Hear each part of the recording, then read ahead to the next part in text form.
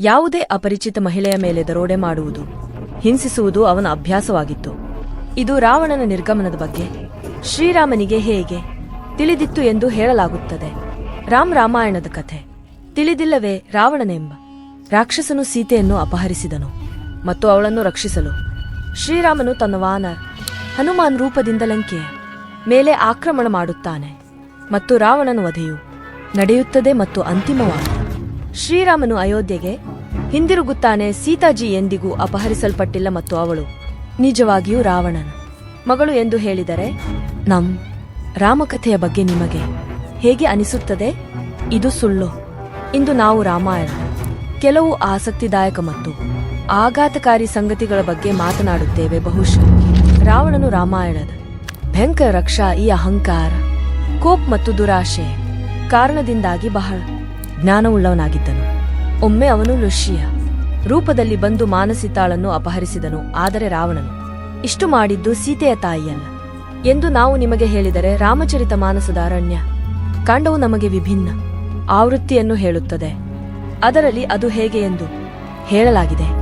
ಶ್ರೀರಾಮನಿಗೆ ಬಹುಶಃ ರಾವಣನ ಯೋಜನೆಗಳ ಬಗ್ಗೆ ತಿಳಿದಿತ್ತು ಮತ್ತು ಅವನು ಈಗಾಗಲೇ ತಾಯಿ ಸೀತೆಯನ್ನು ಅಗ್ನಿದೇವನ ರಕ್ಷಣೆಯಲ್ಲಿ ಕಳುಹಿಸಿದ್ದನು. ಅವಳು ಹೊರಟು ಹೋದಳು ಮತ್ತು ಮಾಯಾ ಸೀತಾ ಎಂದು ಕರೆಯಲ್ಪಡುವ ಅವಳ ನೆರಳನ್ನು ಅಲ್ಲಿಯೇ ಬಿಟ್ಟು ಹೋದನು. ಲಂಕೆಗೆ ತಾಯಿ ಸೀತೆಯಲ್ಲ, ಆದರೆ ಅವಳ ನೆರಳು ಮಾಯಾ ಸೀತೆ ರಾವಣನ ದುಷ್ಕೃತ್ಯಗಳಿಂದ ಭೂಮಿಯನ್ನು ಮುಕ್ತಗೊಳಿಸಲು.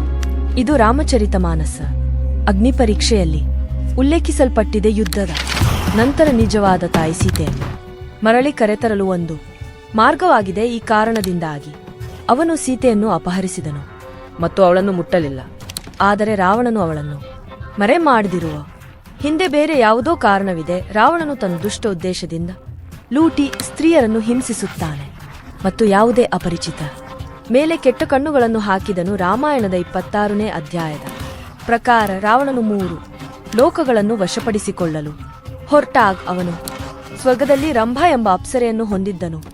ಆದರೆ ಅವನು ಕೋಪಗೊಂಡು ರಂಭಾಳನ್ನು ರಾವಣನ ಸಹೋದರ ಕುಬೇರನ ಮಗನ ಕುಬೇರನೊಂದಿಗೆ ಮದುವೆಯಾಗಲು ಹೊರಟನು ಮತ್ತು ಅವನು ತನ್ನ ಭಾವಿ ಹೆಂಡತಿಯನ್ನು ಏನು ಮಾಡಿದನು. ಆದ್ದರಿಂದ ಅವನು ಕೋಪಗೊಂಡು ರಾವಣನಿಗೆ ತಾನು ಯಾವುದೇ ಮಹಿಳೆಯನ್ನು ಮುಟ್ಟಿದರೆ ಎಂದು ಶಾಪವನ್ನು ನೀಡಿದನು. ಆಕೆಯ ಇಚ್ಛೆಗೆ ವಿರುದ್ಧವಾಗಿ ರಾವಣನ ತಲೆ ಒಡೆದು ಚೂರು ಚೂರಾಗುತ್ತದೆ. ಆದರೆ ರಾವಣನ ದುರಾಶೆಯು ಎಷ್ಟು ದೊಡ್ಡದಾಗಿದೆ ಎಂದರೆ ಅವನು ತನ್ನ ಪ್ರಾಣವನ್ನು ಉಳಿಸಿಕೊಳ್ಳಲು ರಾಮಚರಿತ ಮಾನಸದ ಸುಂದರಕಾಂಡವನ್ನು ದತ್ತು ತೆಗೆದುಕೊಳ್ಳಲು ಬಯಸಿದನು. ಸೀತಾಜಿ ಅವರನ್ನು ಒಪ್ಪಿಕೊಳ್ಳಲು ಹಲವಾರು ಬಾರಿ ಮನವೊಲಿಸಲು ಪ್ರಯತ್ನಿಸಿದರು. ಆದರೆ ಪ್ರತಿ ಬಾರಿಯೂ ಸೀತಾಜಿ ಸ್ಪಷ್ಟವಾಗಿ ರಾವಣನನ್ನು ನಿರಾಕರಿಸಿದಳು ಮತ್ತು ಪ್ರತಿ ಬಾರಿಯೂ ಅವಳು ತಾಯಿಯ ಕೈಗೂಡಿಸಿದೆ ಮುಟ್ಟುವುದಿಲ್ಲ ಎಂದು ಹೇಳಿದಳು. ವಾಲ್ಮೀಕಿಯ ರಾಮಾಯಣದ ಕಥೆಯನ್ನು ಕೇಳುವಾಗ ಇದು ಭೂಮಿಯಿಂದ ಹುಟ್ಟಿದೆ ಎಂದು ಹೇಳಲಾಗುತ್ತದೆ. ದೇವಿಯ ಮಗಳು. ಆದರೆ ರಾಮಾಯಣದ ಒಂದು ಆವೃತ್ತಿಯೂ ಇದೆ, ಅಲ್ಲಿ ಸೀತಾಜಿ ರಾಜಜನಕ ಅಥವಾ ಭೂಮಿ ದೇವಿಯ ಮಗಳು ಅಲ್ಲ. ಆದರೆ ಜೈನ್ ರಾಮಾಯಣದ ಪ್ರಕಾರ ತಾಯಿ ಸೀತಾ ರಾವಣ ಮತ್ತು ಅವ ಹೆಂಡತಿ ವಿರುದ್ಧ ಧರ್ಮಯ್ಯನ ಮೊದಲ ಮಗಳು. ರಾವಣ ಮೊದಲ ಮಗು ಅವ ಮತ್ತು ಇಡೀ ರಕ್ಷಾ ಶಾಲೆಯನ್ನು ಹಾಳು ಮಾಡುತ್ತದೆ ಎಂದು ಜ್ಯೋತಿಷಿ ರಾಜಜನಕನು ಭವಿಷ್ಯ ನುಡಿದನು. ಆದ್ದರಿಂದ ಅವನು ಹುಟ್ಟಿದ ತಕ್ಷಣ ಅವನನ್ನು ತ್ಯಜಿಸಿದನು ಮತ್ತು ನಂತರ ಅವನನ್ನು ಕಥೆಯಲ್ಲಿ ದೂರವಿಡಲು ಆದೇಶಿಸಿದನು. ಕಿಂಗ್ ಜನಕನಿಗೆ ತಾಯಿ ಸೀತೆಯಿಂದ ಉಡುಗೊರೆಯನ್ನು ನೀಡಲಾಯಿತು. ಹುಡುಗಿಯ ರೂಪದಲ್ಲಿ ಪರಿತ್ಯಕ್ತನನ್ನು ಭೇಟಿಯಾದರು. ದೆವ್ವ ಮತ್ತು ರಕ್ತಪಿಶಾಚಿಯು ಮಹಾವೀರನ ಬಳಿಗೆ ಬರಬಾರದು. ಬಜರಂಗಬಲಿ ಹನುಮಂತನ್ ಮಗ ಸಂಕಟ್ ಮೋಚಂಪವನ್ ಮಂತ್ರವನ್ನು ಪತಿಸುವ ಮೂಲಕ ಕತ್ತಲೆಯಾದ ಶಕ್ತಿಗಳು ಓಡಿ ಹೋಗುತ್ತವೆ. ಅದು ದುಷ್ಟಶಕ್ತಿಯಾಗಿರಬಹುದು, ದೆವ್ವ ಅಥವಾ ವಿಷಪೂರಿತ. ಹನುಮಾನ್ಜಿ ಅವರಲ್ಲಿ 8 ದೈವಿಕ ಶಕ್ತಿಗಳಿವೆ. ಅದರ ಸಹಾಯದಿಂದ ಅವನು ತನ್ನ ದೇಹವನ್ನು ಯಾವುದೇ ಸಮಯದಲ್ಲಿ ದೊಡ್ಡದಾಗಿಸಿಕೊಳ್ಳಬಹುದು ಅಥವಾ ಚಿಕ್ಕದಾಗಿಸಬಹುದು. ಗಾಳಿಯೊಂದಿಗೆ ಹಾರುತ್ತದೆ ಮತ್ತು ಅವರ ಶಕ್ತಿಯಿಂದ ಯಾರನ್ನಾದರೂ ನಾಶಪಡಿಸಬಹುದು. ಮತ್ತು ಅದಕ್ಕಾಗಿಯೇ ನಾವು ಹನುಮಾನ್ಜಿ ಬಗ್ಗೆ ಸಂಪೂರ್ಣ ವಿಡಿಯೋವನ್ನು ಮಾಡಬೇಕೆಂದು ನೀವು ಬಯಸಿದರೆ ಕಾಮೆಂಟ್ಗಳಲ್ಲಿ ನಮಗೆ ತಿಳಿಸಿ. ಹನುಮಾನ್ಜಿ ಎಂದಿಗೂ ಬ್ರಹ್ಮಚಾರಿ ಎಂದು ಕೆಲವು ಕಥೆಗಳ ಪ್ರಕಾರ ತೆಲಂಗಾಣದ ಖಮ್ಮನ್ ಜಿಲ್ಲೆಯಲ್ಲಿ ಅಂತಹ ಒಂದು ದೇವಾಲಯವಿದೆ. ಅಲ್ಲಿ ಒಬ್ಬರು ಸೂರ್ಯನಿಂದ ಉತ್ತಮ ಜ್ಞಾನವನ್ನು ಕಲಿಯಬೇಕು ಆ 9 ವಿದ್ಯೆಗಳನ್ನು ಕಲಿಯುವಾಗ ಹನುಮಾನ್ಜಿ ಸೂರ್ಯದೇವರ ಭೋಜನದಲ್ಲಿ ತನ್ನ ಮಗಳು ಸ್ವರಶಿಲಾಗೆ ಕೇಳಿದರು. ವಿವಾಹವಾದರು ಮತ್ತು ಮದುವೆ ನಂತರವೇ ಹನುಮಂತನು ಆ ಶಿಸ್ತನ್ನು ಪಡೆದನು. ಆದರೆ ಮದುವೆ ನಂತರವೂ ಹನುಮಂತನು ತನ್ನ ಪ್ರಾಣವನ್ನು ಬಿಡಲಿಲ್ಲ ಮತ್ತು ಹನುಮಂತನು ತನ್ನ ತಾಯಿಯನ್ನು ಭೇಟಿಯಾದ ವಾಲ್ಮೀಕಿ ರಾಮಾಯಣದಲ್ಲಿಯೂ ಹೇಳಲಾಗಿದೆ.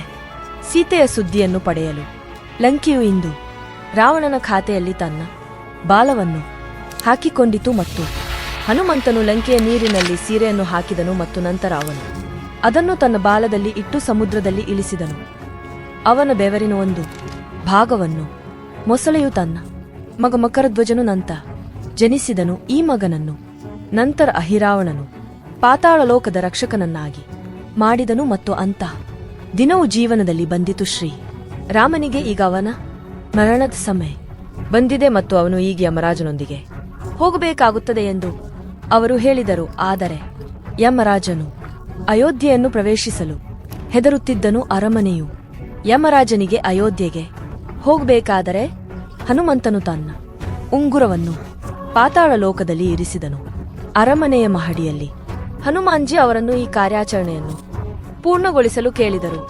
ಹನುಮಾನ್ಜಿ ತನ್ನ ದೇಹವನ್ನು ಒಂದು ಕೀಟದ ಗಾತ್ರಕ್ಕೆ ಇಳಿಸಿದರು ಮತ್ತು ಹನುಮಾನ್ ಜಿ ಅವರು ತಮ್ಮ ಉಂಗುರಗಳ ಪರ್ವತವನ್ನು ತಲುಪಲು ಬಹಳ ಸಮಯ ತೆಗೆದುಕೊಂಡರು. ಯಮಲೋಕಕ್ಕೆ ಪ್ರವೇಶಿಸುವುದು ಮತ್ತು ಉಂಗುರಗಳ ಪರ್ವತವನ್ನು ಭೇಟಿಯಾಗುವುದು ಕಾಕತಾಳೀಯವಲ್ಲ.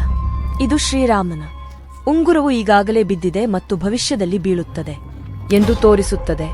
ಈ ಧರ್ಮವು ಅದರ ಉತ್ತುಂಗದಲ್ಲಿದ್ದಾಗ ವಿಷ್ಣುವು ಅವತರಿಸುತ್ತದೆ ಎಂದು ಹೇಳಲಾಗುತ್ತದೆ. ಧರ್ಮವು ಇಲ್ಲಿಯವರೆಗೆ ಈ ಭೂಮಿಗೆ ಬಂದಿಲ್ಲ ಮತ್ತು 10ನೇ ಅವತಾರದಲ್ಲಿ ಶ್ರೀರಾಮನು ತನ್ನ ದೇಹವನ್ನು ತ್ಯಜಿಸುವ ಸಮಯ ಬಂದಾಗ ಶ್ರೀರಾಮನು ತನ್ನ ಮರಣದ ಮೊದಲು ಹನುಮಂತನಿಗೆ ಪ್ರಾರ್ಥನೆಯನ್ನು ನೀಡಿದನು. ಆ ಸಮಯದಲ್ಲಿ ಪ್ರಪಂಚದಾದ್ಯಂತ ಅಪರಾಧಗಳು, ಸಾವುಗಳು ಮತ್ತು ರೋಗಗಳು ಹರಡುತ್ತಿರುವಾಗ ಅವನು ಧರ್ಮವನ್ನು ರಕ್ಷಿಸುವನು.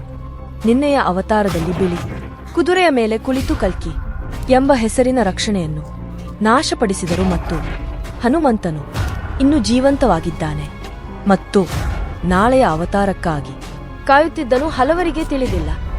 ಆದ್ದರಿಂದ ನೀವು ಅಂತಹ ಕೆಲವು ಕಥೆಗಳನ್ನು ಹೊಂದಿದ್ದರೆ ದಯವಿಟ್ಟು ನನಗೆ ತಿಳಿಸಿ ಮತ್ತು ಚಂದಾದಾರರಾಗಲು ಮರೆಯಬೇಡಿ.